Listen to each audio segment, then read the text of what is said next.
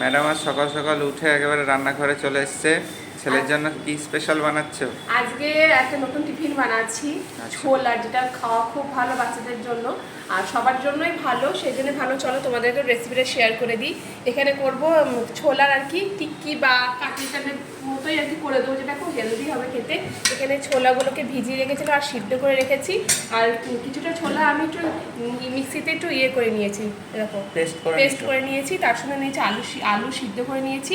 আর যা যা সবজি থাকবে সব সবজি দিতে পারো, কিন্তু আমার কাছে পেঁয়াজ গাজরটা ছিল, গাজর আর পেঁয়াজ দিচ্ছি, একটুখানি আদা একটু জি করে কেটে নিয়েছি। চলো এবার এর সাথে সব মিক্সচারগুলো একসাথে করা যাক। সব মেখে নিই একসাথে। মাখা তো হয়েছে।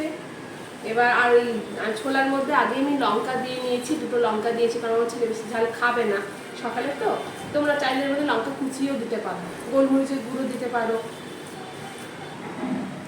একটুখানি হলুদ দিলাম, এর মধ্যে একটু বেসন অ্যাড করছি, না হলে জিনিসটা ভালো টাইট হবে না, মানে ভেঙে যাবে ভাজতে গেলে। এই দেখো, একটু বেসনটা ভালো করে মেখে নিচ্ছি। ছেলের জন্য কত কিছু করতে হয় বলো। চলো এবার ভালো করে একটু শেপ করে নিই, তারপরে।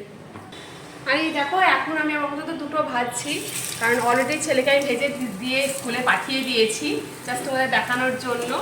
এই দেখো, এইরকম শেপ দিয়েছি, তোমরা তোমাদের মতো শেপ দিতেই পারো, খেতে কিন্তু দারুণ লাগে। একবার হলেও ট্রাই করে দেখো, আর বাপুদের টিফিনে দিয়ে। চলো ভেজে নিই। আর এই দেখো, এইভাবে ভেজে নিতে পারো, তোমরা ডুবো তেলেও ভাজতে পারো বা অল্প তেলেও ভাজতে পারো, কোনো ব্যাপার না।